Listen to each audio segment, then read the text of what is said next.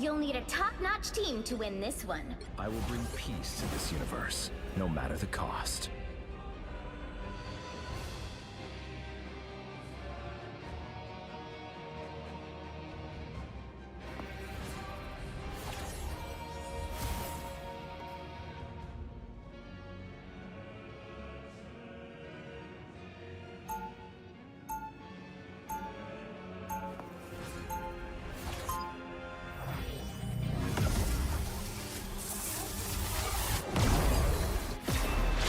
I will leave this universe a better place than it was before I was Asgard has created. been invaded yet again. But as always, 30 seconds before you attack. Get ready. What concerns you so, my floral friend? I am Groot. You shall not face this alone. Together, we are a mighty forest. When our foes fall, we shall be left standing. The battle starts in 5, 4, 3, 2, 1! I am Groot! Help get that vehicle to its destination. I'm Stephen Grant. I'm Jake Lockley. And we are Moon Knight. Some assistance, please. Cosmic might returns. Healing power. I am Groot!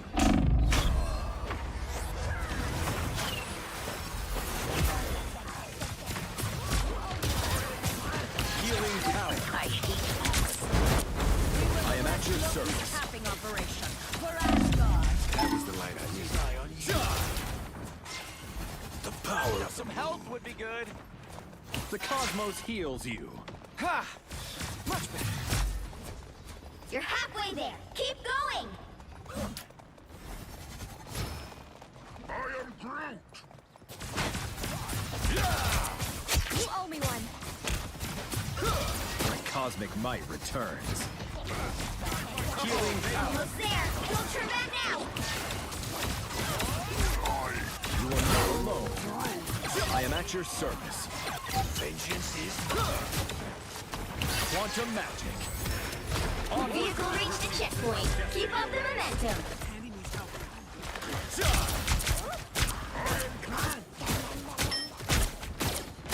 My friend has risen once more. The cosmos heals you. That's the stuff. We are in it. This time I need healing. sorry. No wonks for you. The cosmos heals you.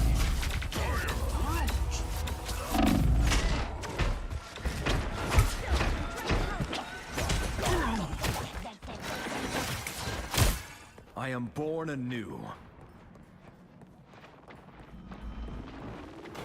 3, 2, 1. Let's get to that tree and get this over with.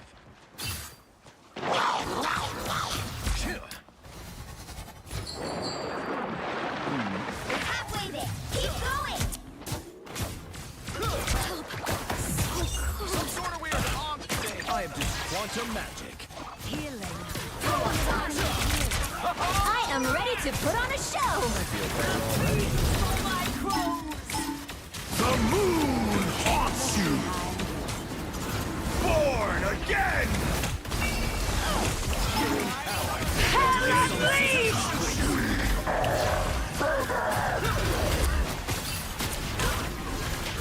Second chance is over. Much better. The cosmos heals you. Get that vehicle moving again. It is your foes who fall like timber, Groot.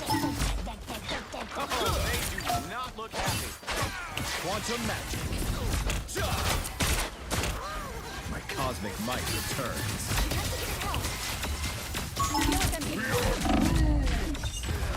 Destroy these heights as soon as you see them. Therefore, I destroy them. Healing power. I am very armed. No hiding from us now, buddy. I care nothing for the truth, but I would thwart Loki.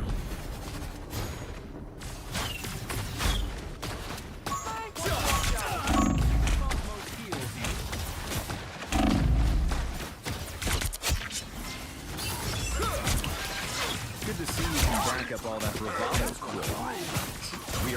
to quantum magic.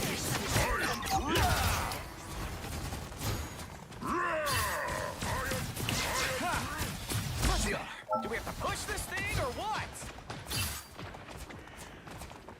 The cosmos heals you. Perfect. Almost there. Don't turn back now.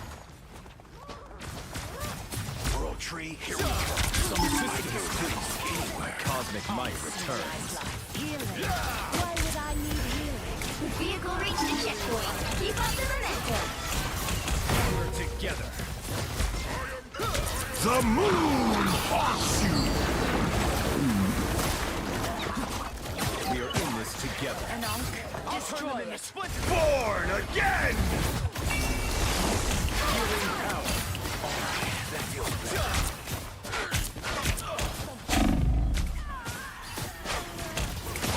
Second chance is over. Quantum magic. Eerily quiet. I am ready to put on a show. If we must play the role of gods this day, so be it. I feel better already.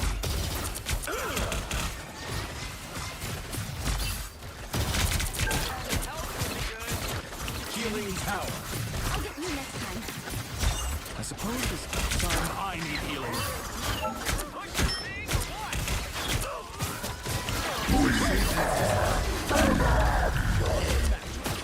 Stronger together.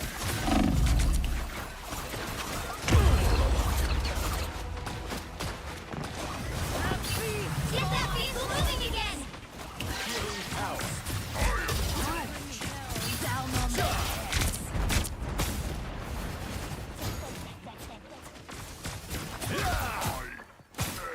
There goes one of them. healing Also, power. trees make good friends. Element. I feel better already.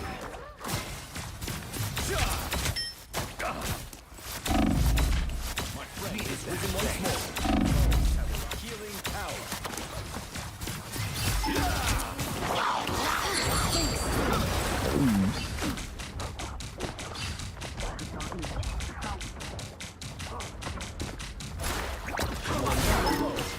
Leave them to consume!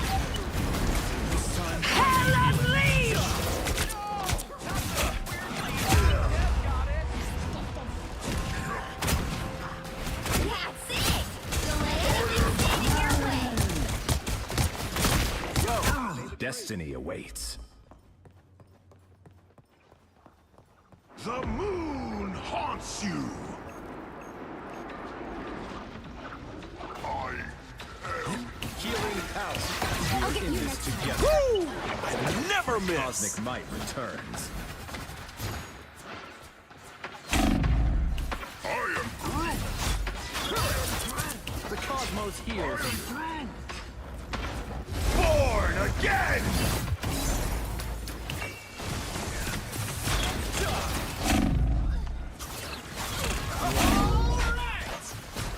I am ready to put on a show. Healing power. Over here. Why would I need healing? Healing power. One tree falls, but another shall grow to take its place. My cosmic might returns.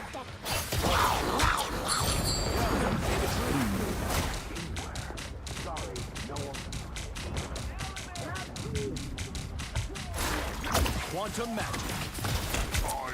So close. This is your big chance.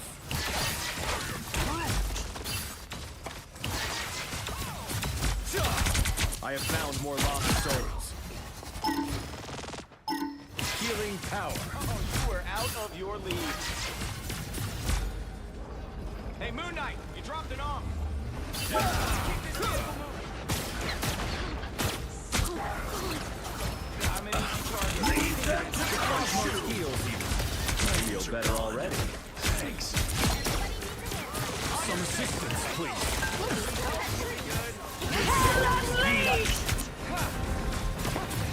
We were safe. Quantum magic. Another epic victory. Big win.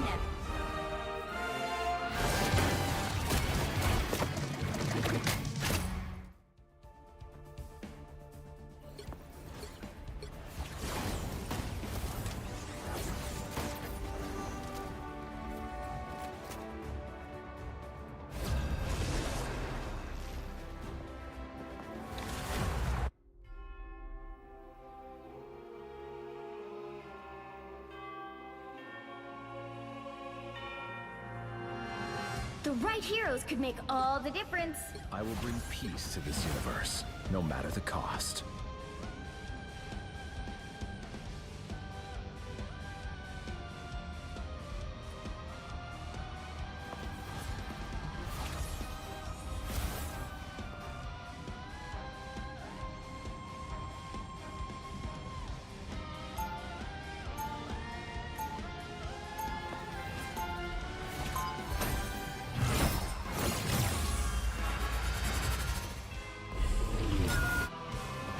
I tend to lost souls, like a shepherd tends to his flock. power.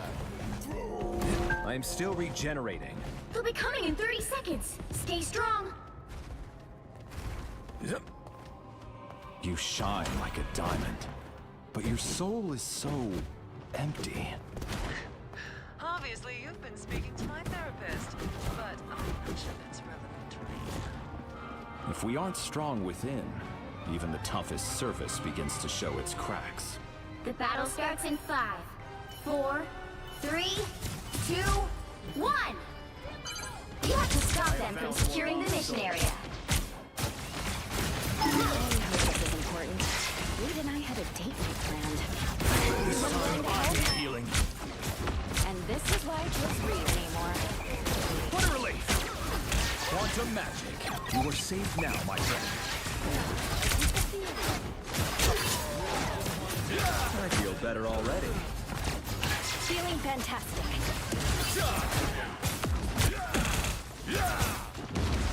Healing power. We're in this together.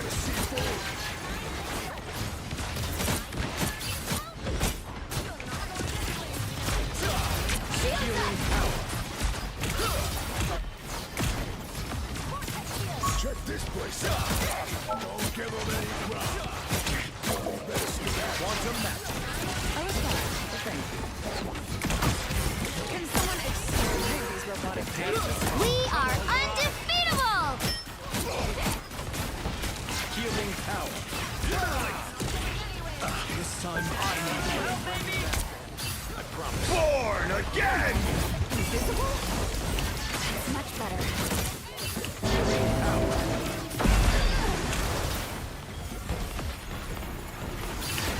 Second chance is over.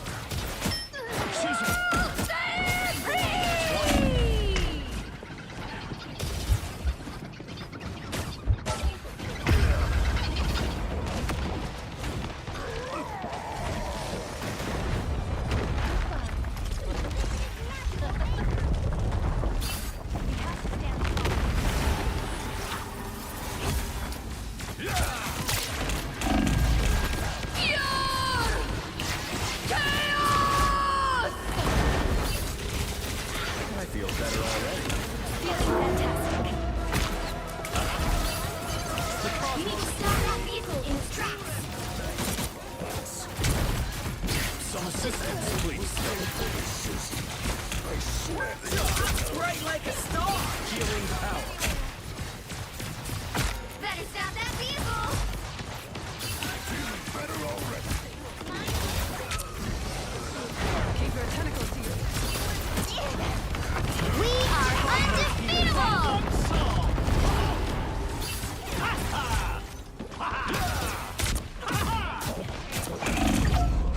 You stop them in their tracks.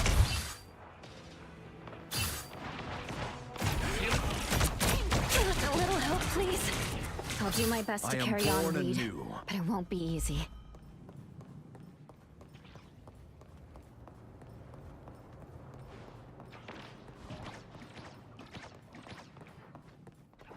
We've got trouble. Better stop that vehicle! The cosmos heals. Some assistance, please. They traded halfway! Stop them! Born again! Keep an eye on this one. Better stop that vehicle! Just to stop them!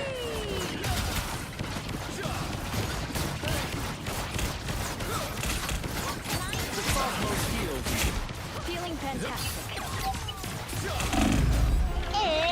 It's party time! Now might be a good time to stop them.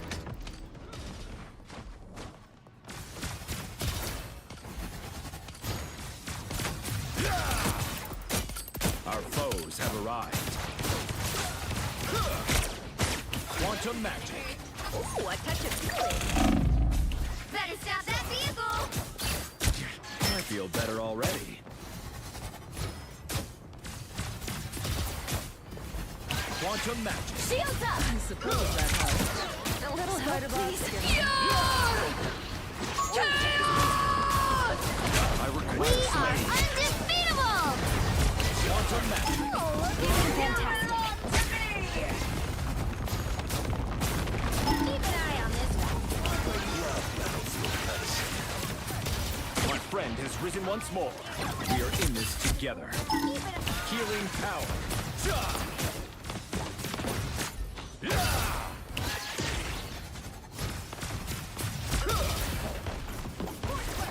Quantum magic. Could use some healing, couldn't you? They look like they mean business. Namor has called forth warriors from the deep. Our squad of enemies have been eliminated. Healing power. You are safe now, my friend. Keep an eye on this one. Born again! The cosmos heals you. Love battlefield medicine. Leave them to Khonshu! This time I need you. Stop it in their tracks!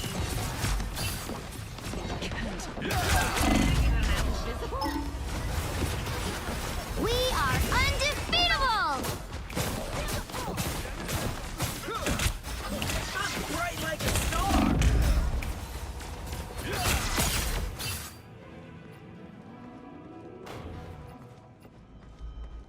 Ooh, now that's snap! I have risen.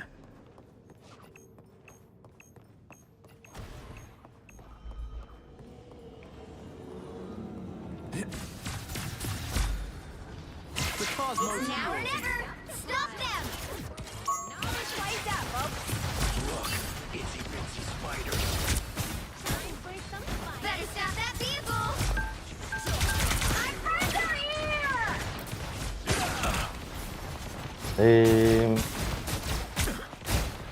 Use some healing, couldn't you? Listen, spiders! Squirrel! We better go! Don't give them another inch! Or else! Some healing, couldn't you? The cosmos heals you. Gone. You are safe now. Call forth warriors from the deep.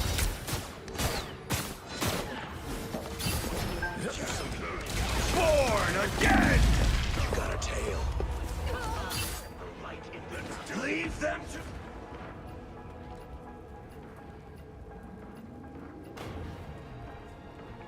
I have risen. Well, you can't expect to win them all.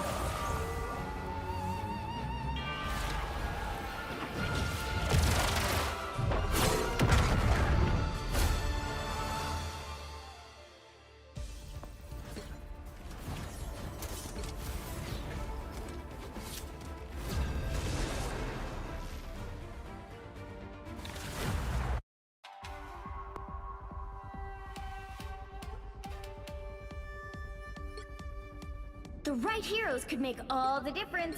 I will bring peace to this universe, no matter the cost. Alf. And to just say, okay.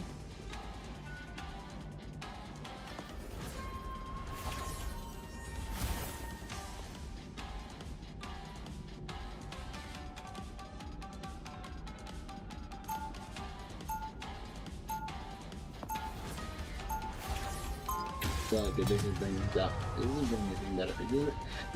It doesn't bring anything positive to my life. You know what I It mean? doesn't bring any I can make good content without drinking alcohol, like easily. When Johnny is I sober, will leave this he actually universe has a better some fairly place than it reasonable was takes. before But I that didn't was really created. last for Coming too in long 30 because seconds. according to Stay 15 Minutes of strong. Shame, one single hour later, he was already drunk streaming. It's a fight hour, so. Okay, you like Diddy? Yeah, Boy, that's like bushy-tailed. I'm sorry, I couldn't help it. Okay, I'm gonna tell Timmy to bite you.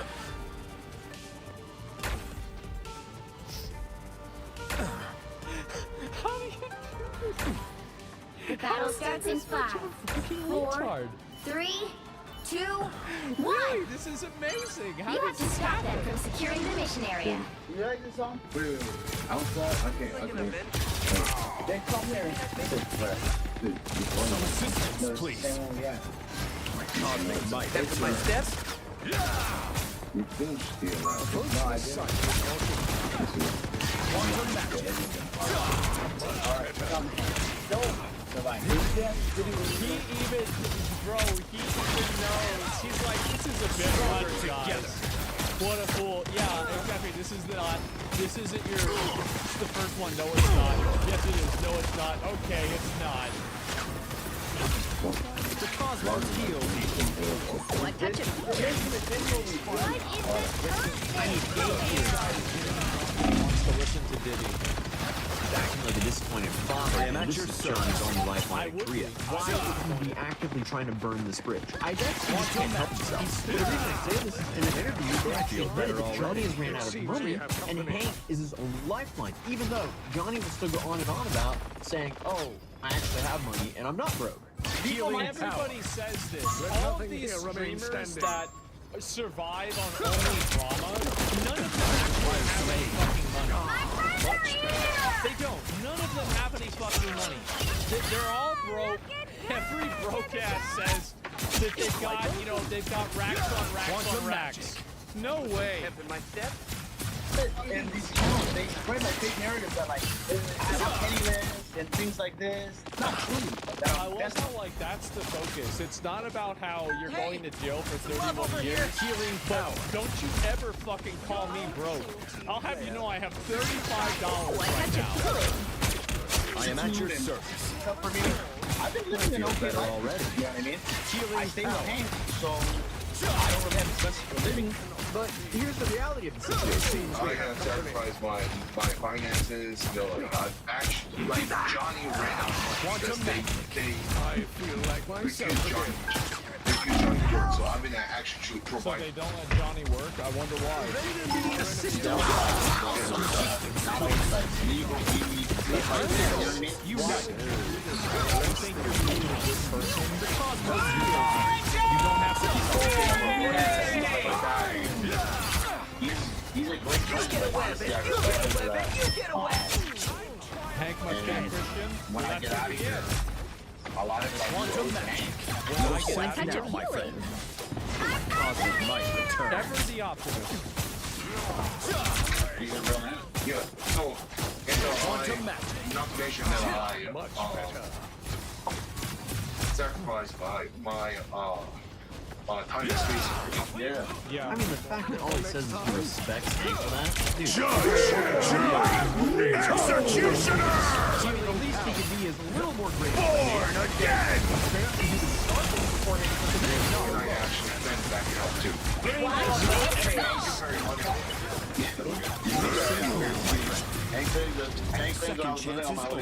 Rise, my friend!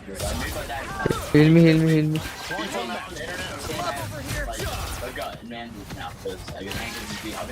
This time I need healing. Second chances. Your enemy has been Thank you spotted. for not letting me start. Wrote this for that one. I feel better already. But apparently things are so bad that Hank, he's being supported by his family, and his family is threatening to Wait, cut so Hank is in need Quantum too? magic. Render me assistance. Well, now all this makes sense. Okay, so basically, Johnny's in need but doesn't do anything, and then and Hank is also in need, and he's like, oh, I know how this is. Yeah, that's just.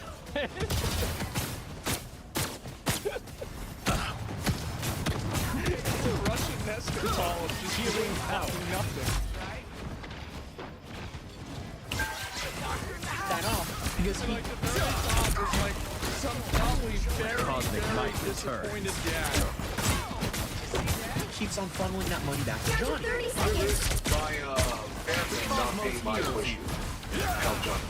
Because I believe that help Johnny right.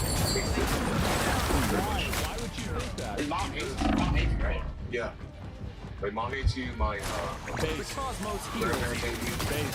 And you said, despite all of that, you wanted to be done and make sure that you're safe. Yeah. The rare debut. Cosmos Why heals. would you ever destroy your own life and ruin your standing with your own family? Let's keep fighting until we Yeah, have a why winner. would Hank do yeah, what is Have that? arrived. John, this is clearly someone who's only using him because he has no options left. But I have still not stopping Hank from allegedly causing tremendous to get Johnny a new attorney. But apparently this attorney isn't from the big leagues. An attorney. That's better. So it's both a Another public defender that was victory! originally covering his Eastern District, his Western District case, and a private lawyer which was on the East, which is now registered in the West. Yeah. So we're going to talk about this lawyer. So we actually predicted who this lawyer was. We had a leak. Ramsey gave a leak about who this lawyer was. We now know officially the lawyer is Choi Guang-ho, or Guang-ho Choi. Choi is his family name. So that is the lawyer that has registered. He is a tax attorney. He is a tax. Pick your hero. Or villain. I'm not judging. I will bring peace to this universe, no matter the cost. I think he's gonna be doing more than 31. Attorney. He has not been inside a criminal courtroom in 20 years.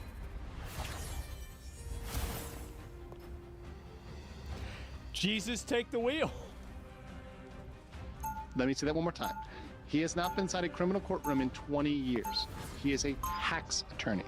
So what probably happened, and this is something that we said, was I will this leave is this probably universe a better place than friend it was of before Hanky I was Poo's created. family who got put on this case. 30 Apparently his seconds before entire you legal attack. strategy for the Get Zeke ready. charge has been a complete flop. His whole big legal talk, his You whole are a big legal curious one, strategy Loki was, Lofferson. we're going to So I settle have with been Bongo. told. We're going to settle with the By female the victim. We're going to Allfather pressure and her. countless And they wanted others. to threaten There is her such good because within you. she showed Why do you hide behind a veil of image darkness? on her screen play as the well. role I But she must showed it to show prevail. how mad she was about it, being like, this is wrong. battle starts right? in 5, So he 4, tried to blackmail 2, the victim. 1.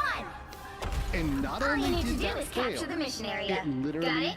backfired in his case. I've in seen his some face. weird stuff in my can't day, but believe this time, hullabaloo? I'm just kidding. I can believe this. I knew this was gonna happen. Everybody, yeah. Yeah, Hello. that's exactly it. Smart Hello. strategy. Hello. He's a retard. The thing is that what makes a retard dream? Retarded fruit. You're never gonna You get are an safe apple. now, my friend. There's never gonna be a pear. It's Always gonna be Looks something like the else. mission area is yours to capture now. When he tried to blackmail the female victim, the prosecutor probably saw this and said, oh, hell no, we're going to double down and give you another one. And by the way, there will be no settlement on that one because it's with the Korean YouTubers that you are literally attacking and threatening with defamation. They were a fool to underestimate you, guys, Rocket. Hank and Johnny have been threatening to sue the Korean YouTubers and myself, by the way, threatening to Supplies sue at me last. with defamation in Korea. Do you think that people that you threatened this to together. sue, and you are suing, you literally said you're suing them, you're threatening government, you're Cosmic threatening might some people, returns. do you think they're going to come to some settlement with you? By the way, that doesn't even An idiot. really work in Korean court. Yeah. Even if they were to say, oh The yeah, prosecutor is like top 10 prosecutors in all Korea, and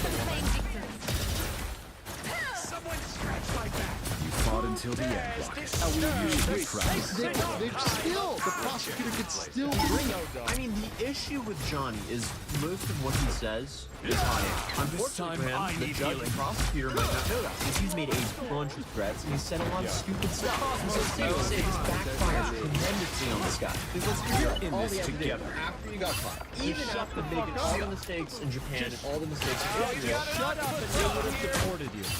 All you needed to do was shut up and not cause any more feel better problems, and already. they would have said, just get the fuck out of here and don't come back. That's all he had to do. And he wasn't able to do that, and now he's going to jail. I guess all the mistakes of Priya. Once they start transforming, all you have to do is apologize. I am at your service. Be respectful, and he probably would have gotten left off with somewhat of a slap on the wrist. Instead, he does the polar opposite. He disrespects the judge, the prosecutors, the victims, the people public. Wasn't he trying to show up to the court case in the KKK outfit? But then for some reason, I think he couldn't find one, so he had to show up with like a random, like some bullshit on. I am ready to put on a show! I mean, the dude is just playing the worst part possible as a chaotic the injustice system. Don't mess with the amazing Spider-Man! Then to make things worse for himself, he lost the lawyer. Public defender stepped down. Now that is likely to remove from case. That means they weren't the ones who petitioned it was the court that did it. Probably because he no longer qualifies for a public defender. When you have a private attorney, that typically disqualifies you from having a public defender. So it appears that he was disqualified from that. So now, the case will be even more expensive for Johnny, or Hank, depending on who's footing the bill here. And Legal Mindset also issued a press release saying the attorney has actually been to court 5 times in the last 20 years. Or gladly be the light. But apparently he's lost all 5 of those cases. So Johnny... Hey, guys. You got that bad luck protection building 30 up. seconds before you attack. Right? You ever Get played ready. Genshin? You ever played Wuthering Waves? Honkai Star This Rail? He's conflict building is up that growing more bad luck dire with protection. every new challenge that He's we gonna face. get it this time for sure. He's got that pity timer coming up. I've never been one to hide from matters of great cosmic importance. Over the last 20 years, and he's still acting up during his trial. I mean, by the way, Johnny is acting. You would have thought, hey, you hired battle some starts in big 5, league attorney with 4, this big boy 3, crypto money he 2, has. But the reality is 1. different. And as I stated previously, he's now All you need to admitting do is that capture the it's not mission worth it area. anymore. Got it? He's banned on Kick. That was the platform he could actually make decent money on. Yeah, they're most definitely not going to take him back. And we learned that from Ice Poseidon. In the long run, do you think that is worth it? Now, a disappearing At this point, no. So now, Johnny is permanently banned on Kick. He's also permanently banned from Patreon, apparently, and Airbnb. You know what? I know exactly what he's saying. Looks like the mission area is yours to capture now. How many of you guys know exactly why he was banned? Berserker! Mission area is yours. Why? This shield will serve me well. Probably like 15 I require some aid. Quantum magic. From the Airbnb. I would know somebody said some kind of work there. So it's hard for him to make a living streaming, it's harder for him to collect donations, nowhere to live. and it's hard for him to live somewhat cheap, because Airbnb is a good way to live cheap when you're long-term staying abroad. So his options here are Hank place or expensive hotels. So that was a quick Johnny Smalley update. I will return home soon, so I'm not recording the next video in the West End Business Center here in Boston. And I'll be back in my studio with my microphone that everyone says looks kind of sus. But hey, it's a whole lot better than the phone. How can it help this cosmic might I think that a big reason for it is the alcohol. I mean, One of our opponents. We are in this together. because like you can see that when he's not drunk, he has like maybe I Do would not say, give like, in. I don't know, Healing like, power. He's captured more than half of the mission area. Keep going. I mean, that's pretty good. But like once he becomes drunk, like that goes down to like the 30s, or I mean, I think sometimes even the 20s, right? You're fine. Like, I mean, this is like a guy that, like, you know, he's got like he's like trying to shoot himself in the foot with a rocket. Cosmos, If you're new here, feel free to subscribe. YouTube thinks you'll enjoy this video, and I'll see you in the next video. Peace. Well, I mean, I'm really not surprised. I'm not. And I think that there are probably so many people are so happy about this happening because this guy has been a piece of shit parasite for years. He's been causing problems. And it's been over a year. And finally people are tired of it. Finally people are done with it. I'll link you guys the video. This is a Tozy video. Give it a like, guys. He's been covering Johnny Somali now for months. I think the chances of Johnny Jury! in jail right Execution! now, the chances are so insanely fucking high. It is crazy. Yeah, bro, he is not coming out anytime soon. It's gonna be at least 5 years, I think. Another epic victory. Big win.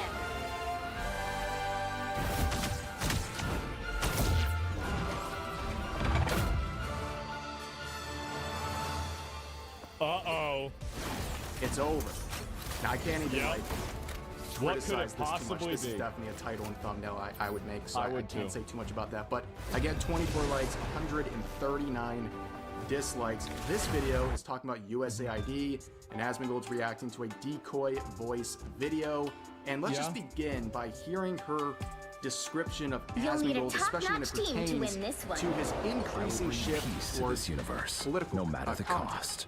He totally has the freedom to explore politics on his stream. But if a very large streamer does cover it, I expect a bit more out of them. And so, where there's politics, there is Asmongold falling off. You heard it here, folks. I don't know about that. Asmongold is falling off. He is falling off. Man. ladies and gentlemen. Yeah, I don't know about you, that's but like too looking at bad. the Asmongold Jeez. TV channel. Oh, like, wow. I don't know. Uploaded heat. I will leave this universe a better place than it was before I was 30 created. seconds before you attack.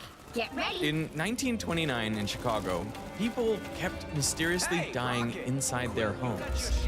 It took 15 deaths for the authorities to realize that these people were getting killed by their fridges. Because fridges back then were no longer just boxes of ice. Instead, they relied on a chemical looping through the back to stay cold.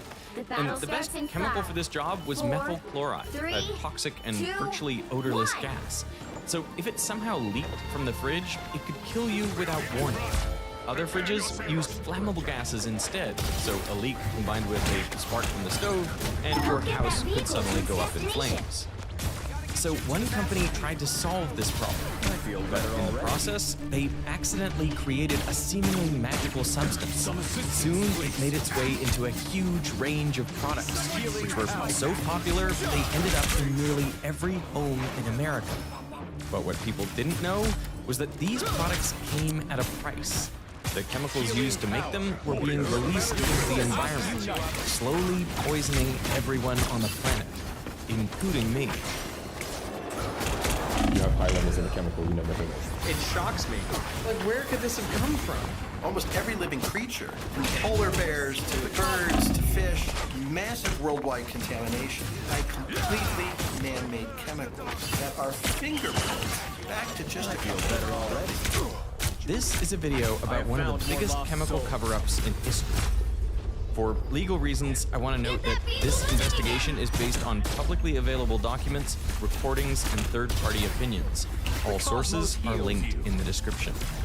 The story all began with an attempt to save lives. In 1936, a chemical company called DuPont set out to find a safer alternative to the gases used in fridges, one that was neither toxic nor flammable.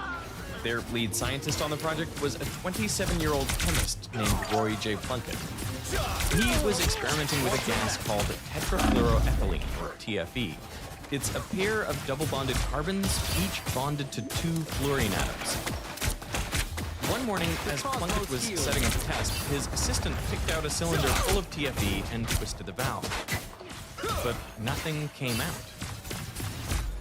Plunkett thought the gas must have leaked, but the cylinder still weighed about as much as a full one, so he grabbed a saw and cut the cylinder in half. Inside, he was shocked to see it was full of a white, slippery powder. So what happened to the gas? There's still Well, so what much the to chemist do. reasoned was that under the high pressure of the cylinder, one of the double bonds between the carbons in TFE must have broken. And now those two carbon atoms each had a bonding site free, so one of them probably grabbed onto a carbon from a different TFE molecule, breaking its double bond, and then that molecule did the same, and the process repeated again and again until all of the TFE was trapped in these long chains. The gas had polymerized into polytetrafluoroethylene, forming this slippery powder. Plunkett just wanted to get rid of it because it ruined his experiment. But before throwing it out, he decided to do some tests on it. So he tried pouring water on it, but the water just heated on. So he tried acid. Again, nothing happened. Then he tried the strongest base he had, but that wouldn't melt it either. Plunkett went through all of the solvents in the lab, but the powder remained intact. It wouldn't melt, corrode, or react with anything. It was seemingly indestructible. The reason it was so indestructible was because of this bond, the carbon-fluorine bond. See, out of all of the elements, fluorine is the greediest, the most electron-hungry element. Its outer shell is a single electron away from being complete, which would make it perfectly stable. So fluorine really wants that electron. And because it's so small compared to most other elements, the protons in its nucleus can get close to the electrons of other atoms. And because of their positive charge, they pull on them really hard. So near a carbon atom, fluorine grabs onto one of the carbon's electrons to complete its outer shell, and this keeps the two atoms bonded together.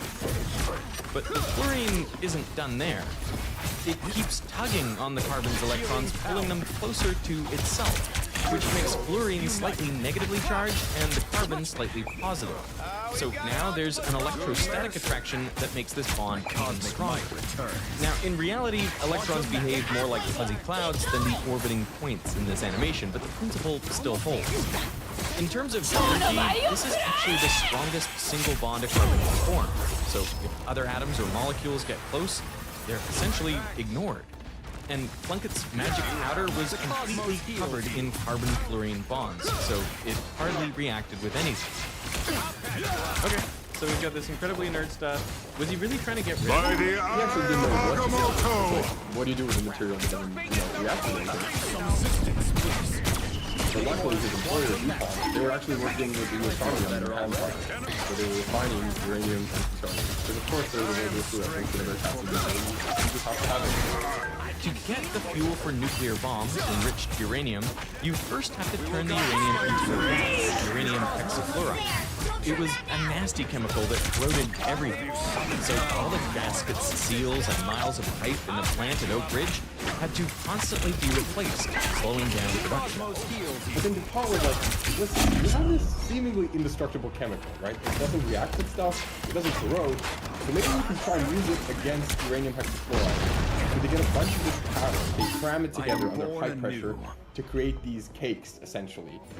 Now you had a solid of this material that you could machine into gaskets and cylinders that you could push into these pipes and put these tube lines into the pipe, and boom, it works like magic. Like a charm, the uranium hexafluoride was no match for this magic material. As Gordon Fee, the manager of the nuclear weapons plant, put it, there was never a substitute considered as far as they know. The material worked so well that the Army wanted to use it for everything. The same gaskets and seals were installed into fuel tanks and airplane engines to protect them from oil and water.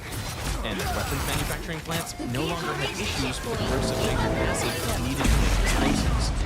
DuPont saw the potential too, so they trademarked the material in 1944. They didn't trademark it under the name polytetrafluoroethylene, because admittedly, that name kind of sucks. So they took TE2-tetra, FL from fluoro, and then they had a bunch of these other miracle materials, rayon, nylon. So they took ON from the end of those, and boom, Teflon. Okay. Good night. Under the Army's order, DuPont ramped up Teflon production at their test plant in Arlington, New Jersey, giving their full supply to the government. But DuPont struggled to produce enough Teflon to meet the military's demand. As their Arlington scientists put it, the major advantages of polytetrafluoroethylene, solvent resistance, and high thermal stability offer obstacles from the standpoint of ease in fabrication. The only really mold Teflon is the gasket seal. You couldn't put it into water to freeze to dissolve it. They actually didn't know anything about it. But there was an even bigger problem about it. To polymerize TFE into Teflon, you can add a reactive atom or molecule that will hijack the first carbon double bond and start the reaction. This is called the initiator, and the bond formed between it and the first TFE molecule releases a small amount of energy. Then a bit of energy is also released when the next TFE molecule joins the chain. The next, and the next. And if the process isn't controlled, the reaction gets very hot very quickly. And if it gets above 200 degrees Celsius, TFE rapidly decomposes into carbon and tetrafluoromethane, which releases even more energy all at once. This caused a massive explosion at the Arlington plant in 1944, killing 2 workers. Your powers are mine! Dissipate the heat By the eye of Agamotto! Without it staying in there and therefore expanding, creating that explosion. One of the ways to do that is to have the reaction happen in water, because water can absorb a huge amount of energy before it ever heats up. But if you inject TFE into a water cylinder, gas doesn't dissolve. Even at high pressure, most of the TFE just stays on top. So if you add an initiator, the polymerization is triggered in one place, and so it can still cause an explosion. What you need is some way to disperse the TFE throughout the water first. And to do that, DuPont needed help. In 1951, they purchased a special acid from 3M, the company behind Scotch tape. This acid, called TFOA, looked almost exactly like pepper. It had a chain of 8 carbon atoms covered in fluorines. By the eye of Double Agamotto! bonded oxygen and an OH gas. That makes it nasty. And since there were 8 carbons in the chain, DuPont also referred to the acid as C8. The tail end of C8, like Teflon, was hydrophobic, but the acid head group loved water. It was hydrophilic. So when you add C8 into water, the molecules rearrange themselves so that the heads touch the water, but the Teflon-like tails don't. They create little bubbles all throughout the water, which are virtually dry on the inside. If you now inject TFE and stir the whole mixture up, well, the hydrophobic gas ends up in the middle of these C8 bubbles. And those bubbles are dispersed everywhere, evenly throughout the water. Pick your You hero. know what this reminds me or of? villain. I'm Is not judging. soap. I will bring peace Yeah, to so this it's universe. the great no matter combiner the that cost. allows like oil and water to mix. And now if you sprinkle in initiator molecules, the initiator molecules also go into these bubbles. They start the polymerization reaction. So from TFE to Teflon. But now, since it's happening spread all throughout these bubbles, the heat is evenly dissipated throughout the water and no one explodes. And since Teflon is now suspended in a solution, you can spray it onto surfaces like a coating. If this thing doesn't stick to anything, how do you stick it to the gasket? You know, how do you actually use it? Yeah, that's a good question. So the trick was actually the surface had to be really rough. So what you do is you sandblast it to create grooves and imperfections. 30 seconds before you nanoscopic attack. levels. Now, Get if ready. you spray the coating on, what happens is if you heat it up, the water evaporates, the C8 it also evaporates, but Teflon, instead of it evaporating, it just softens up. So although there's no chemical interaction here, now it's mechanically stuck to the surface. That's how they got it to stick.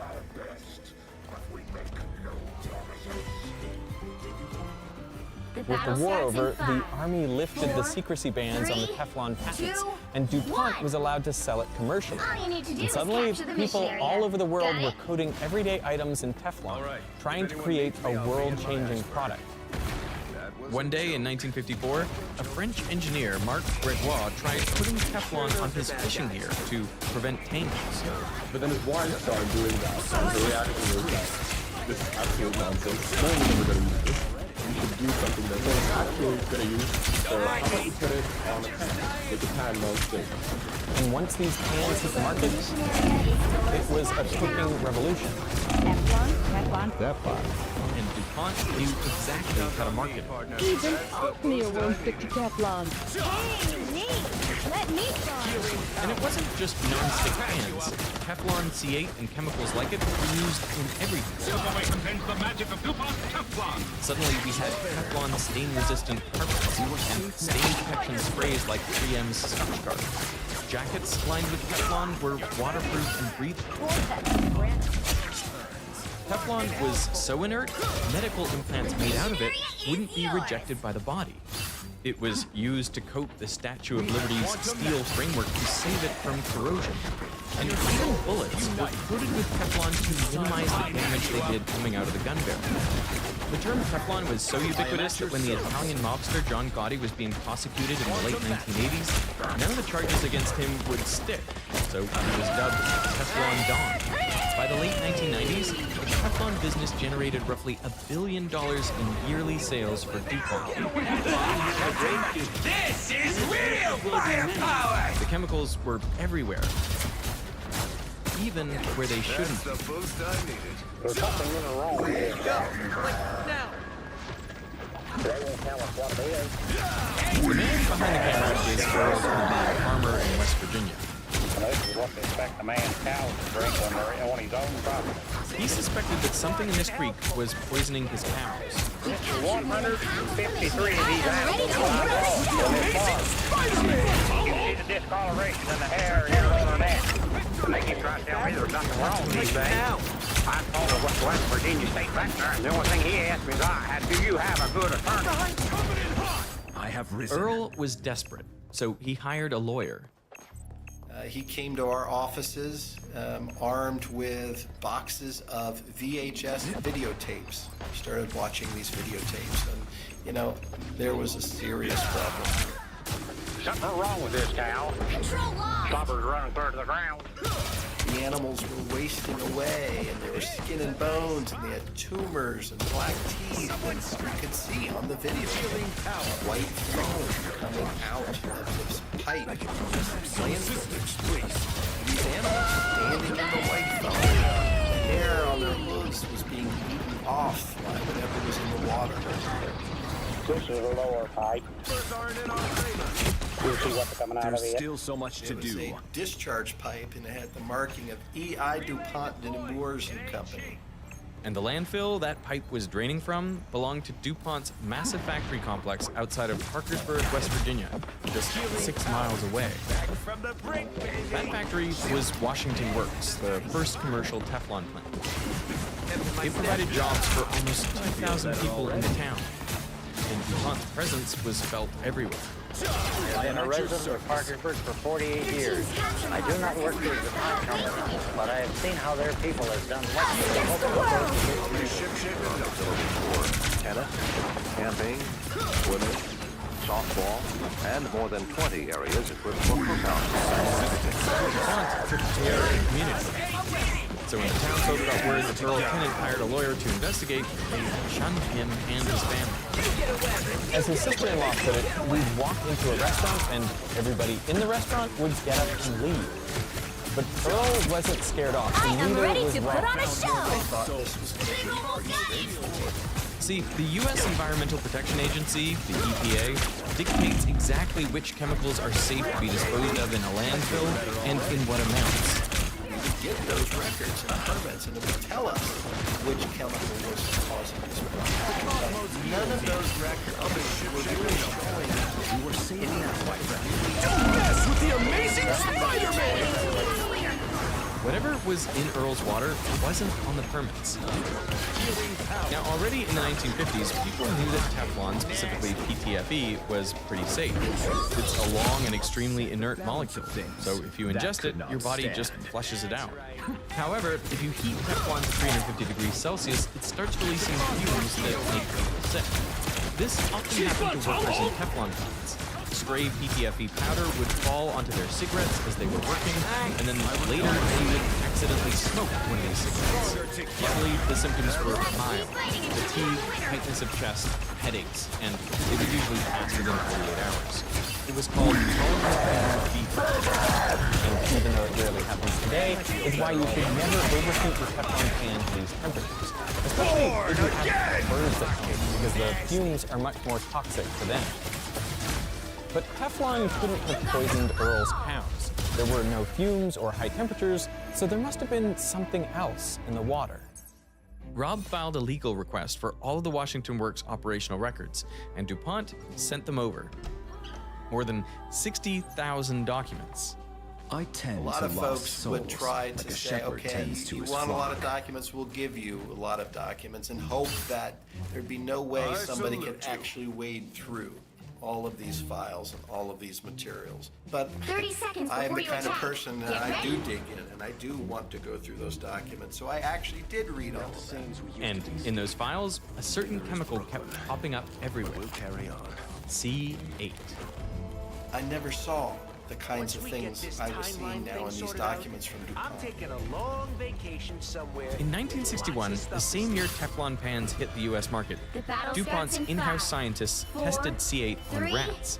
Ingesting as little as 1.5 milligrams of C8 per kilogram of body weight caused the rats' livers to grow abnormally, and a dose of 570 milligrams per kilogram was lethal. For reference, sodium cyanide, one of the most dangerous poisons, is lethal to rats in doses of 5 to 15 milligrams per kilogram. But even though C8 was less fatal, it was concerning for two other reasons. First, like Teflon, its tail is made of carbon-fluorine bonds, which makes it incredibly stable. So C8 wouldn't break down in the environment for decades. And second, C8 looks like the fatty acids that humans and animals need for normal functioning, just with fluorines instead of hydrogens. So the concern was that C8 could get into the bloodstream, hitch a ride on the proteins that transport fatty acids around, and get almost anywhere in the body. And because of the carbon-fluorine bonds, humans and animals have no way to break down C8, so it could slowly build up, mimicking those fatty acids and potentially disrupting the systems they regulate, like the liver. Toxic, healing power, bioaccumulative. So the concern was, it's like a ticking time bomb. It's got more opportunity to cause harm. As a safety measure, that same rat study suggested that all these materials should be handled with extreme care, and that contact with skin should be strictly avoided. In 1962, DuPont redid the study and confirmed that high doses of C8 kill rats through injury to the stomach, intestine, brain, lungs, and pancreas. Then, in 1965, they found those same toxic effects in dogs. The evidence was mounting. Keep going. They were even studying monkeys, and some of the monkeys were dropping dead. These chemicals were causing toxic effects in multiple organ systems, in multiple species. All these studies weren't being shared with the scientific community. And likely, no one outside of DuPont would have noticed something was wrong. If it was not for... In the 1950s, tooth decay was a nationwide problem, so the U.S. started adding inorganic fluorides like sodium fluoride to the public water supply. This helped fight cavities. 16 years after fluoridation, all children will have 65%. In 1975, researchers wanted to know if that inorganic fluoride was getting into people's blood. So they sampled blood from around the US, and the results were as expected. More fluoride in the tap water meant more fluoride in the blood. But they found another type of fluorine in the blood too, which was organic fluorine, carbon-fluorine bonds. And it didn't follow the same trend. Well, these researchers were wondering, where's this coming from? Because this is not a naturally occurring substance. And they did research and they found that 3M was making these organic fluorides, things like PFOA, right? So they approached 3M in 1975, asking them, hey, we found this stuff in the general US population's blood, could it be yours? And 3M pled ignorance. But just 3 months later, 3M compared the spectrum of organic fluorine from the study to their own chemicals, and it was a match. Their chemicals were getting into the blood of people all across the United States, but they didn't tell the researchers. 3M and DuPont were worried, so they checked their own workers' blood. And they found that they too were contaminated with C8 at levels 1,000 times higher than those in the study. And when DuPont checked their medical records, many of these workers were showing signs of liver disease. Meanwhile, DuPont was dumping almost 10 tons of C8 into the Ohio River each year, and they were piling up thousands more tons as C8 sludge that would leach from the landfill next to Earl's farm, all while showing commercials like these. And the water that eventually flows to the river is collected at 5 points and analyzed to make sure we don't pollute the Ohio. And by the early 80s, the first cancer study is done in rats, and it confirms PFOA causes, not just might be linked with, but causes testicular 30 tumors. seconds before you attack. Get That ready. sends alarm bells off within the company because the concern is, of course, we're putting this in the air, we're putting it in the water, it's in Teflon. DuPont collected samples around Washington Works, and C8 wasn't just in the river, it was in the public water supply. So, in 1984, DuPont officials met to assess whether C8 should be swapped for a safer chemical. But their 4, conclusion was that 3, currently none 2, of the options 1. developed are, from a fine powder business standpoint, economically Help get that attractive. vehicle to its So destination. C8 stuck around, and DuPont just came up with a safe dose for drinking water. DuPont scientists were the first people on the planet to say what would be a safe level for humans. It calculated something like 0.6 part per which they rounded up to 1. The importance of that is, at that time, that was about the lowest level you could go in water.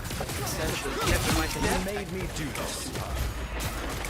So to put that into perspective, here is one 2,500 liter tank of water. You can fill it to the brim. Now imagine you take one drop of PFOA, 0.05 milliliters, and you place it not in one of these tanks, or 2 or 3, 20 of these tanks. That's 1 part per billion, and that's the number DuPont thought would be unsafe for humans to drink. And after determining its own safety metric, DuPont tested the landfill wastewater leaching into Earls Creek. It came back at 1,600 parts per billion. so at that point, I thought I would figure it out. You sure those are bad guys? Rob compiled all the evidence into a 900-page letter and sent it to the EPA, the Department of Justice, and even the U.S. Attorney General. Healing power. And just a few months later, DuPont settled with Earl Tennant and his family for an undisclosed sum, although they didn't admit to any wrongdoing. But this stuff wasn't just in the water the cows were drinking. I'm used to This was in surrounding communities' public wells, right? People around Mr. Tennant, tens of thousands of people in that community had likely been drinking this for decades and didn't know. So Rob sued DuPont again, now on behalf of the 70,000 people around Parkersburg who were unwittingly exposed to C8. And it wasn't just Parkersburg or West Virginia. In the year 2000, researchers Don't mess with the amazing thousands of Americans all across the country. And 100% of those samples came back positive for C8, at an average of 5 parts per billion. But if virtually everyone in the US is contaminated, how harmful could C8 really be? This is exactly what Rob had to find out to have a fighting chance against DuPont. So in 2005, he spearheaded a medical study of everyone around Washington Works. Scientists need to know if the chemical C8 causes any health problems. By completing a health questionnaire and having your blood tested, you can help. Analyzing the blood samples and medical records took 7 long years.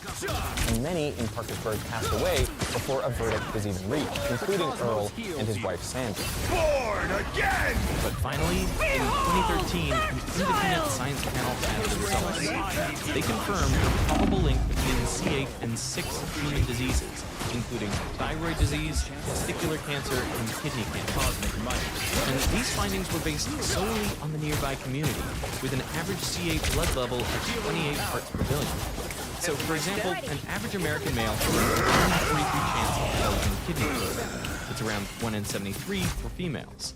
But a person with more than 30 parts per billion of C8 in their blood serum might have about double the odds. So roughly 1 in 22 for males and 1 in 37 for females. But the data in many of these studies only included survivors, not people who might have already died from C8 exposure. So the verdict was that the findings must be interpreted with caution. True risk of C8 might be even higher. Luckily, once these studies were published in 2013, DuPont was pressured by the regulators to phase out C8. And by 2017, they had to pay out over $600 million to victims of C8 exposure, which is a pretty small price to pay for a company that made almost $80 billion in sales just that year. And all throughout, DuPont denied any wrongdoing. But that wasn't the end of it for Parkersburg or anyone else, because DuPont separated its entire Teflon business into a spin-off company, Chemours, that agreed to use a different chemical. So what was it? They simply took Don't mess with the amazing Spider-Man! and started making C6. They called it Gen X. Because it was shorter and had an oxygen atom interrupting the carbon chain, it was expected to be more degradable. So Chemours claimed a dose as high as 70 parts per billion of Gen X in drinking water would still be safe. That chemical gets shipped to the same plant in West Virginia So now Gen X goes into the air. Gen X goes into the Ohio River. Gen X is found in public water supply. So Gen X is allowed to come out into the world, be used in Teflon. Pulse charge. Then the Fire. cancer study is done, which shows Gen X causes the exact same 3 tumors in rats that PFOA: liver, testicular, pancreatic. And the fact that its chain is shorter also makes Gen X more mobile, so it could contaminate larger areas. The truth is, we just don't know enough about it, and that's exactly the problem. It took us decades to get to the point of finally addressing C8. They simply tweak it a bit, change the chemical name. All of the science and all of the concern, that's on C8. This is C6 or C9 or C4. You don't have enough evidence that these other ones have. This is whack-a-mole. We get to the point where we're addressing one and the new one pops up and we're told we have to start over. And it isn't just C8 or Gen X. They belong to a family of over 14,000 different man-made chemicals, all covered in carbon-fluorine bonds. And companies can make them however they want. C7s, C9s, branch, polymers, acids. The generic term for all of these substances is PFAS, per- and polyfluoral alkyl substances. And like Teflon, they have almost magical qualities. They repel liquids, so PFAS are used to make clothing waterproof.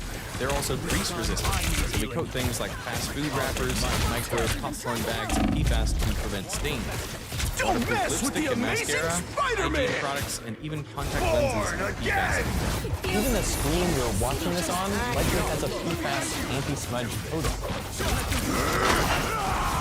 The trouble is that the same carbon-fluorine bonds that make PFAS so stable and useful in consumer products also make them incredibly persistent in the environment.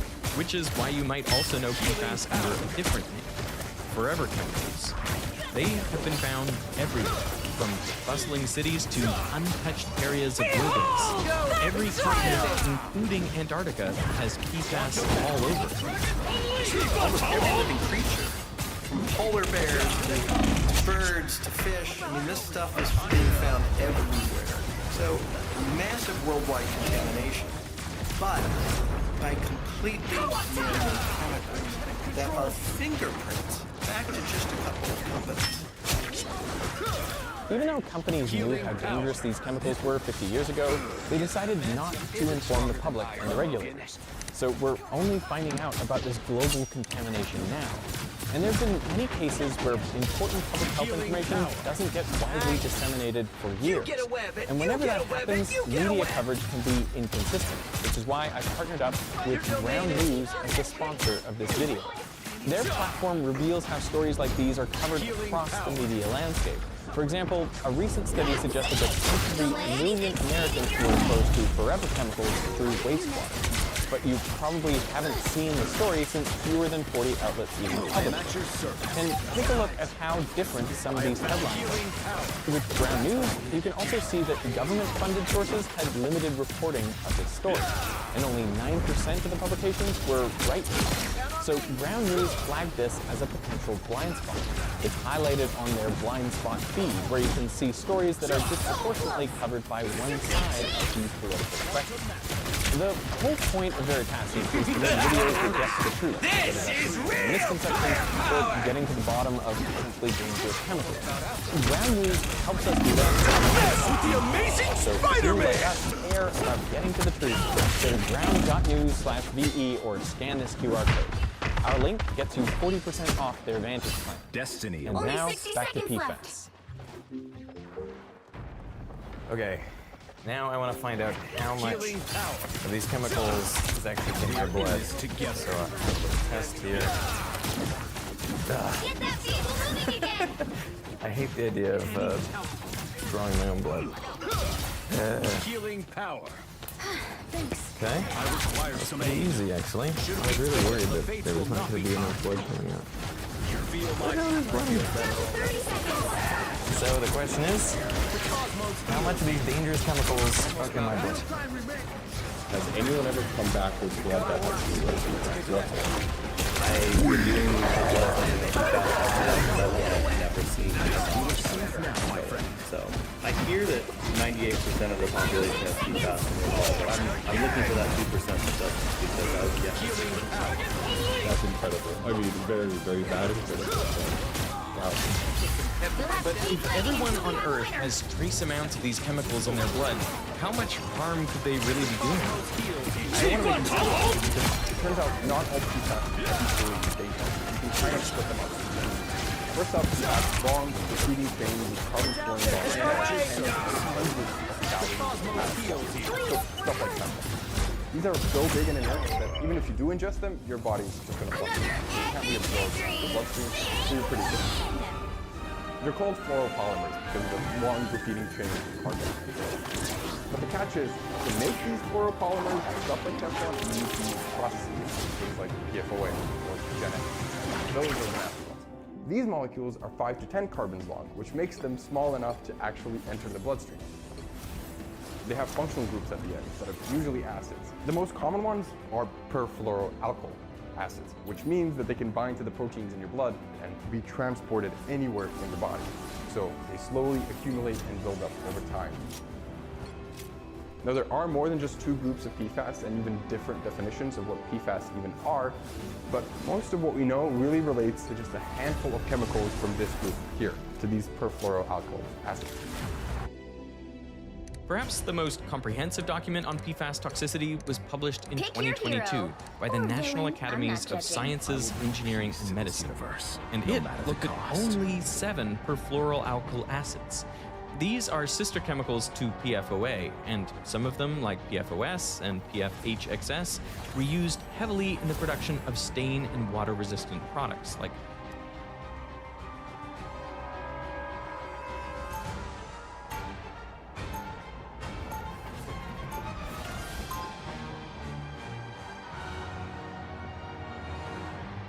From massive deals. The other contracts, which I will offer you right now, $3 million for the entire company. Where there is to evil brutal in this beatdowns. 30 seconds before you attack. Get ready. No, I'm allergic to scams. Seriously. Your this soul not is new. divided. It's been disproven. It's a joke. It's a scam. It's not real. I'm out. And crazy crash outs. I would take an offer from anybody besides Mr. Wonderful. Mostly they are jealous. Worst presentation ever. This place is curious. Keep an For eye here. many, Shark Tank is the best show on TV. And it's easy to see why. It has a predictable yet entertaining format with plenty of drama, suspense, and jaw-dropping moments that leave you glued to your screen. Something that's apparent from their views on YouTube alone. What most people don't realize, however, is that beneath the show's spectacle lies a world of manipulation, exploitation, and life-threatening scams. Hi, I'm the Internet Analyst. I create weekly YouTube documentaries, and today we'll be doing a deep dive into the dark underbelly of Shark Tank. Everything wrong with the show, its sharks, and the contestants. Now, some of these missteps can be chalked up to nothing but mistakes, but as you'll see by the end of this video, a few of them were deliberate offenses that ended up ruining lives. Wiped out our business bank account. There was about $100,000 in there at the time, and he mailed us a check for $8,000. For those who haven't seen the show before, Shark Tank is a reality TV show where aspiring entrepreneurs pitch their business idea to a panel of wealthy investors known as sharks, in hopes of securing a life-changing deal. The show first premiered in 2009 as the American adaptation of the Japanese show Tigers of Money. Just what I require. Much better. The same Japanese show inspired the UK's Dragon's Den as well. While the concept was quite similar, the mere idea of someone potentially making it big thanks to the shark's investment was surprisingly gripping. Viewers also tuned in for every episode to see what creative ideas or products contestants would bring up. In the 80s, there was Now introducing the toy of the future. Healing power.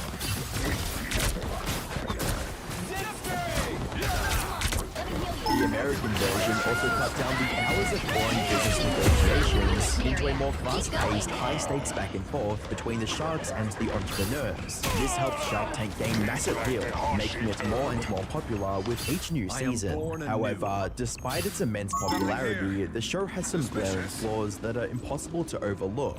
For starters, the Sharks aren't nearly as shrewd as they claim to be. Sure, they have the business know-how to sometimes land massively successful deals, like the Scrub Daddy.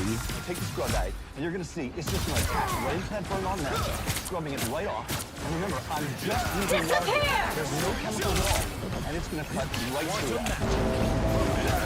You won't scratch any of the surfaces, but it will clean them. You get a web, and you get a web, and Now, you born again! I'm gonna put it in the water. Quantum map. Couple seconds. Feeling fantastic. Voila. She's back to bright, fresh, and clean every Lori Greiner invested over $200,000 for a 20% stake in the company, and it's paid off. I require some aid. Are gone. Thanks. Glory's almost yours. Scrub Daddy became a bigger success than Lori could have ever imagined. By 2024, it had already sold over $700 million I am worth ready of to put products. on a show. Unfortunately, for a show about experienced rich business people making smart investments, Scrub Daddy is a rare exception rather than the rule. There are the odd successes here and there, but so many more investments crumble the moment the publicity from a Shark Tank appearance fades away. However, even more frustrating than the failed deals are the ones that all the Sharks rejected, only for those companies to explode in popularity and prove them all wrong, like the Lip Bar, a company selling colorful and bright lipsticks. During their pitch, none of the Sharks showed any interest in the company, assuming that it would not succeed. Kevin O'Leary even went as far as calling one of the founders cockroaches for what he thought was a terrible idea. If anybody thought you could sell purple or green lipstick, I have they risen. do it. They already have the shelf space. They just add another color. And they would crush you like the colorful cockroaches you are. You only have so many minutes on Earth. Don't waste them trying to sell lipstick. I'm out. Well, Kevin couldn't have been more wrong. Not only is the Lip Bar still in operation with millions of units sold since their inception, other investors saw the potential of the Sharks overlooked, allowing the company to raise a grand total of nearly $16 million in funding. However, the Lip Bar and every other missed opportunity pales in comparison to arguably the biggest fumble in Shark Tank history. Ring. Back in 2013, a company named Doorbot received its chance to shine on Shark Tank. The founder spent the last $20,000 in his pocket to prepare an elaborate set for his pitch on the show. More importantly, the product he was offering also seemed like quite the innovation. It was one of the first smart doorbells in the world, allowing people to easily see who was at the door before opening it. Introducing the Doorbot, the first ever video doorbell built for the smartphone. With Doorbot, you can see and speak with 30 visitors. seconds before you attack. Jamie, the Doorbot's creator, was quite confident in his product and came in with the mindset of getting a deal. However, this confidence faded away quickly when the Sharks failed to see the potential in his company and started dropping out like flies. I just don't think it's for me. You're pricing out $199. That price point is going to start dropping quickly. Perhaps divine The battle starts in 5, 4, 3, This company's still 2, be worth $7 million. 1. It could be worth All 80 you need to million, do 90 is capture the mission million. area. I just don't see the Got it? progression. And for that reason, There are threats ahead even greater If than Jamie what the had listened to the dudes have Sharks, he unleashed. would have believed his product was worthless and abandoned the idea altogether. But he trusted his vision and kept pushing forward, rebranding the company to Ring along the way. Then, in 2018, something happened that none of the Sharks saw coming. Ring was acquired by Amazon for a whopping $1 billion. Ring also went on to become the reason for over 20% of American homes having a video doorbell in 2023, compared to just 4% in 2017. Put simply, Ring became a bigger success than any of the Sharks ever gave us credit for. As a comment on YouTube pointed out, the craziest part of all of this is a few seasons later, he was a guest on Sharks for a few episodes. Don't let a few people who don't understand your vision decide your fate. In the end, Jamie likely had no regrets about how things played out. But what if he actually landed a deal? Well, there's a good chance that nothing would have changed, because as it turns out, many of the deals you see on the show don't actually happen. This might sound unbelievable, but it's true. There are so many examples of deals that happen on air only to fall apart after the cameras have stopped rolling. One of the most common reasons behind these failed deals is sadly the Sharks' greed. Take Show No Tell for example. Shelley appeared on Shark Tank in March of 2013 with her 2 children to pitch her idea for a new type of beach or watercolor. The invention allowed kids to run around and have fun without the risk of dropping the towel. After hearing about her struggle after the 2008 recession and the passion she put into this project, Lori agreed to a deal. I think I see a ton of me in you. I love your drive. I love your passion. I relate to you. I've been on QVC for 14 years, and I know what it takes to. I started making everything by hand. I like you so much that actually what I'm going to do is I'm going to write you a check right now. She cut Shelly a check of $75,000 for 25% equity, $25,000 more than she had originally asked for. This is a dream scenario for any Shark Tank contestant, the best outcome they could hope for.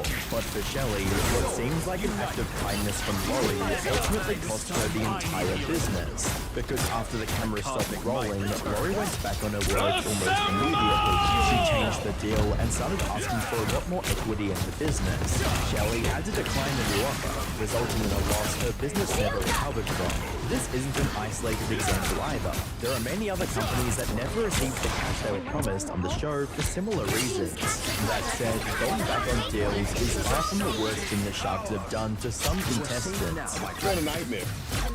I can't put it any more succinctly, you know. In December of 2013, former American football player Elle Baker went on Shark Tank to secure an investment for a struggling business. I'm Al Bubba. We are in this together. Ohio. Healing supplies at last. I'm seeking $300,000 in healing power. Things went surprisingly well for Elle. The Sharks loved his ribs, and he ended up walking away with a deal with Damon and John. But before he had the chance to celebrate his victory with his family, things took a turn for the worse. At first, things looked fine on the surface. The business stayed operational for many years, with Damon creating it as a multi-million-dollar success. However, in 2023, an LA Times article came out in which Elle and his family talked about the struggles they had to face ever since signing with Damon on Shark Tank. It started with Damon changing the terms of the deal from $300,000 for 30% to just $100,000 for 35%.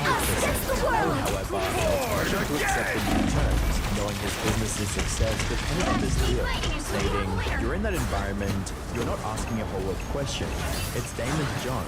My wife and daughter would have killed me if I said I wasn't signing this." Unfortunately, this was only the beginning of Elle's hardship. Shortly after he agreed to the far worse deal, Damon appointed his friend, Nate Holtzapfel, to handle the tech side of things, describing him as a, quote, internet genius, and putting him in charge of the website, online marketing, and funds management. This backfired almost immediately when the company's website went live only 3 hours before the Shark Tank episode aired on TV. And while it worked, they had to refund 14% of the initial orders because Nate failed to set up sales tax on the website. However, this was nothing compared to his second transgression. You see, Damon's left Nate in charge of the accounting, but when Elle and his wife asked for financial reports of their business, he didn't comply one bit. When they complained to Damon about this, he shrugged them off completely, stating, "I'm not asking you to kiss him, you know, this is business." They eventually managed to push Nate out of the company, only to end up getting screwed over even.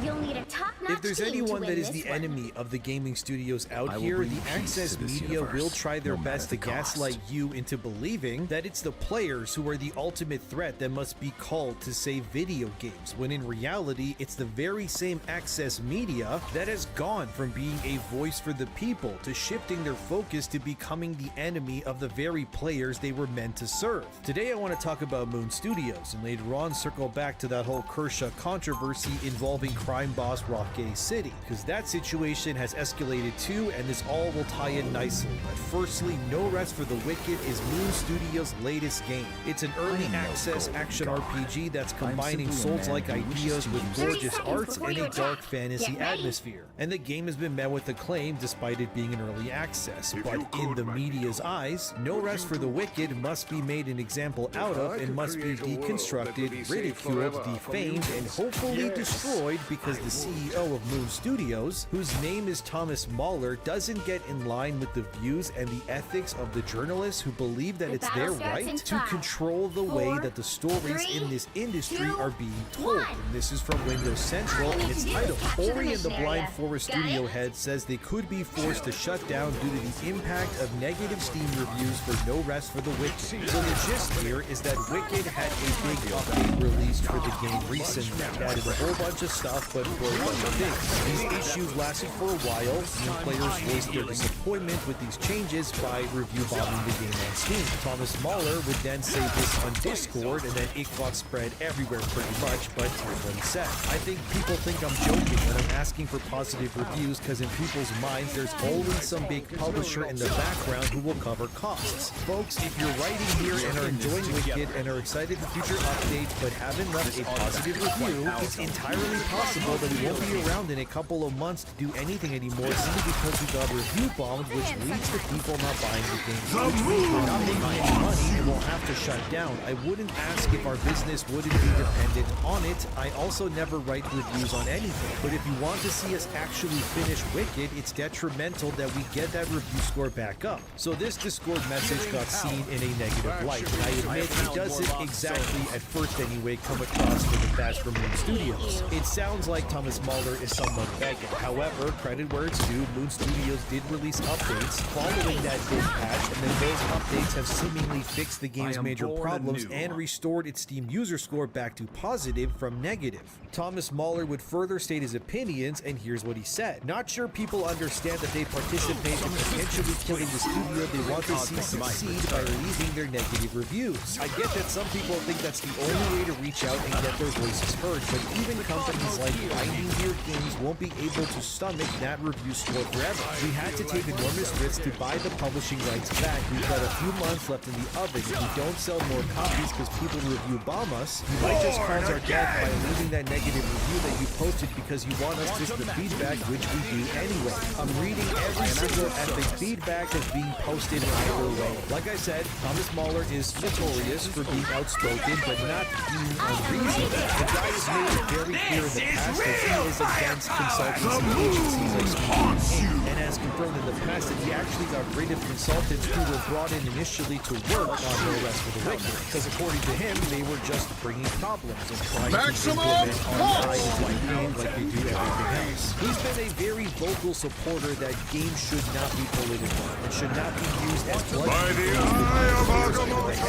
I wouldn't say that he's 100% a supporter of Safe Gamergate. I don't want to put those words in his mouth, but I do think it's safe to say that Thomas Mahler just thinks how the media treats games and hates players is bad for business and rejects it, which is a good thing, by the way, in my opinion, because I agree with him on that one. Games should be free of political stuff, as in real world things. I really don't need a fantasy world saying stuff like non-binary when such concepts would not exist in that world being said that way. At least make up a term in your fantasy world for non-binary that seems like it would come from the world and not, I don't know, San Francisco instead. And we've seen many games be ruined by these ideologies. I can tell you, and Thomas Mahler is clearly panicking because he wants his game to succeed for obvious reasons, but it brings us to another stark realization, which is that if No Rest for the Wicked were to fail or die, let's say, it would be a big boon, not to the players, but actually the journalist types who want to make examples out of developers who push back against their agendas. Let me show you. This is from Insider Gaming. Anyone who doesn't include 5 trans characters, Ori Studio CEO defends closure comments. What Insider Gaming is referring to is Thomas Mahler's rant that he recently published on Twitter. And here's what Mahler said. This is what happens when the press just picks up Discord posts and writes an article around them. Overall, pretty much everyone who's tried Wicked after the last few hotfixes is extremely positive. The reason I left the post on Discord was simply to push back against some of the BS reviews. I've been hated on Twitter by a few crazies for years now, and I also saw the calls for review bombing because according to these folks, I'm a Yahtzee. These days, apparently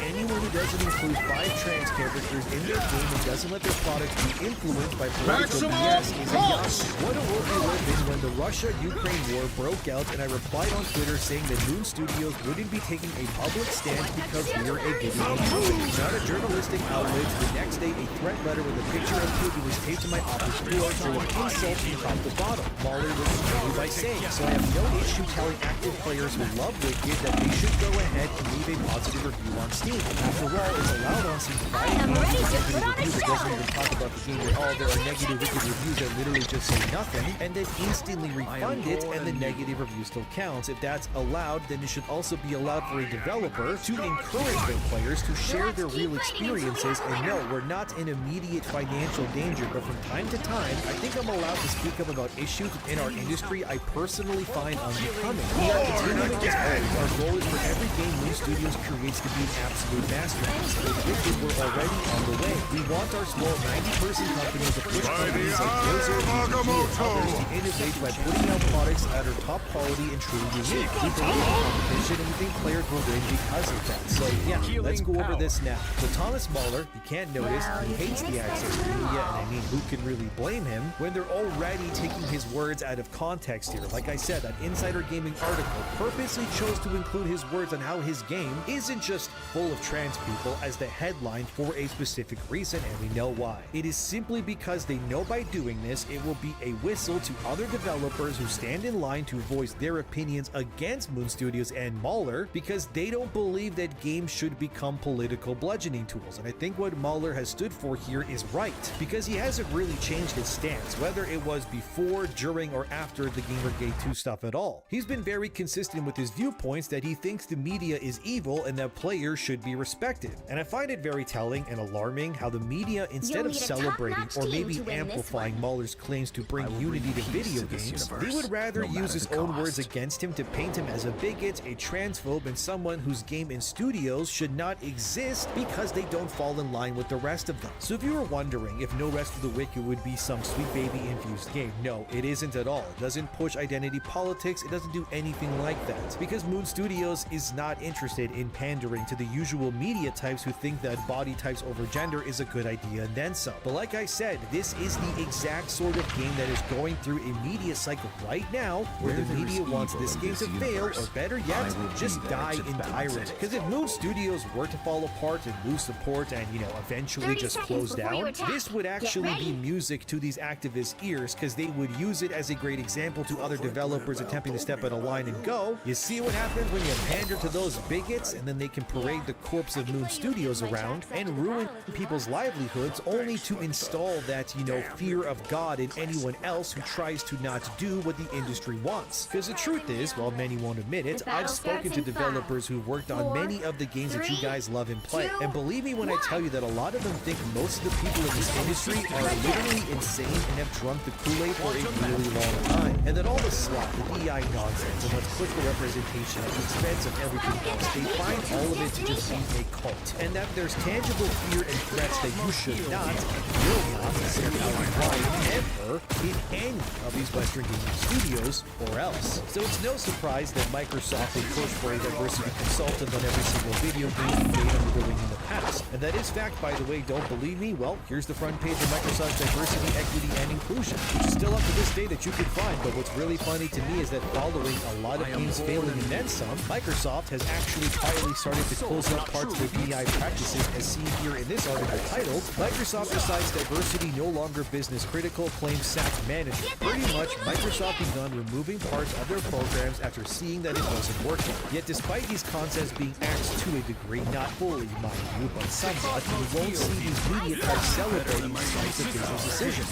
Instead, it will always be seen as problematic and wrong, because to them, these ideas ideas must be implemented no matter the cost of employment, or the franchises, or even money. Because the cause is what matters the most to them, and we know it's basically impossible to get hired by really any of these news sites unless you lean a certain way or believe specific things. And Moon Studio, by the way, as seen here in this report from GameIndustry.biz in March 2025, Moon Studios becomes fully independent after securing No Rest for the Wicked publishing rights. The company now hopes to develop the action RPG without restrictions. That's key there, without restrictions. Oh, gee, I wonder what that might imply. Oh, right, they want to make their game without some overpriced EI consultant, breathing down their neck going, why isn't that character this kind? Where are all the female characters? This is real firepower!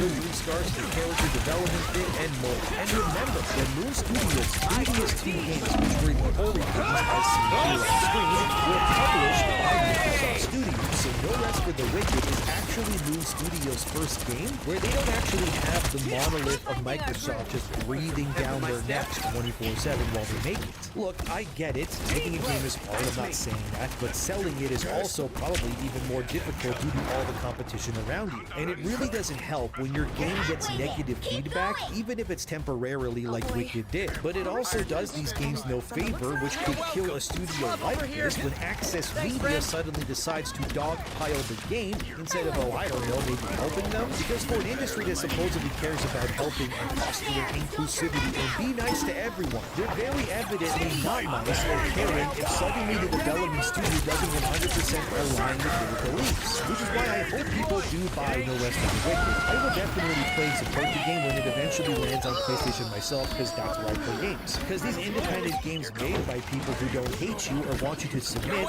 I don't know, but I think they should be supported. And every time games like these do well, another blow will be to the monolith that wants everything to submit or die by their hands only. Oh, and by the way, let's circle back to what Thomas Mahler said earlier. He said during his rant that Moon Studios got major pushback for not supporting either Russia nor Ukraine during that whole thing. And some people in the industry found that problematic. But I mean, why? Why should Moon Studios have to align politically with two countries that, let's be real, have nothing to do with their game or their studio? Why at all, if you ask me, should any game studio really politically align with some other country during a war? I don't really need to know if this studio aligns with Ukraine or Russia, Palestine, Israel, and so on. You're making video games. You're not exactly sending your own troops to the front line, so why does this matter? Again, things like this are just political dick measuring contests designed to see who will fall in line. Here's a picture that Thomas Mahler took of Moon Studios' office where someone allegedly placed a picture of Putin on their studio wall here, saying that they were supporters of terrorism. Come on.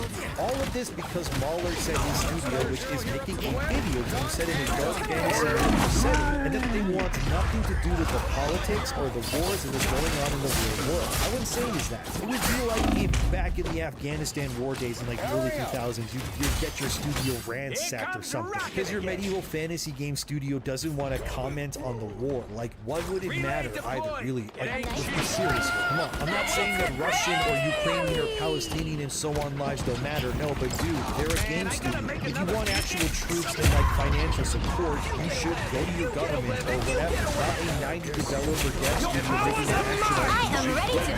Is kind of insane to me. And again, it's another litmus test designed by the usual types just to determine whether you will fall in line or not with their ideals. Like, have you really reached the point where this becomes needed? Sadly, I would wager if you say you don't support any side in whatever war, that could cost you your Game of the Year nomination these days, or having your devs not invited to some award ceremony.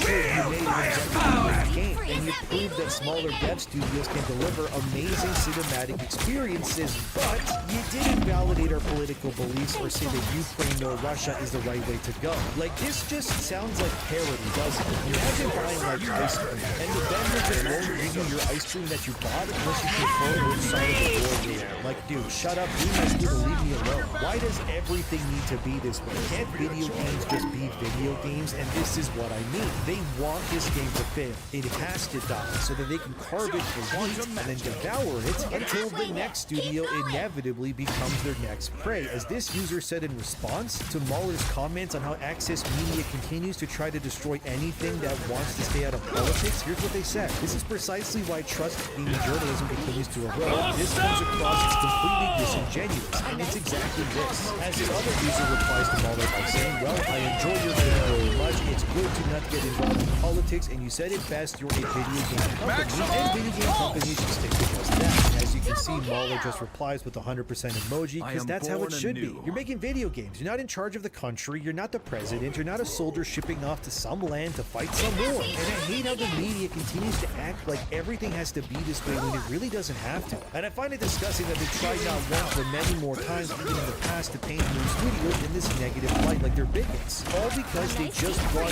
to, you know, make a video game that people can enjoy and have fun with. But no, they're not pro-Ukraine after all. Well, they're also not pro-Russia, but you see that's a problem because if you're silent on these things that have absolutely nothing to do with your profession, product, or fan base, it means your silence is compliance, as the gaslighter would say. No, how about you just keep that nuclear political jargon out of video games entirely? Maybe that's relevant if the studio is set in Russia or Ukraine, but Moon Studios is not in those countries. They're in Austria, for God's sakes. Why can't the gaming journalism sphere be content that development studios just want to make fun games these days? And they don't want to fill their games with slop. The only reason is because they can't separate the two, and I mean the journalists. Because when you're in an eternal war of ideologies like this, it's the only way that you can really see things. Your brain is just constantly wired to think that way. But this really does nothing but muddy the waters further, and for context, here's what Mauler said about the Moon Studios. He said, and if people don't believe me, here's what came out of office door on the 22nd of April last year. It's not always fun to keep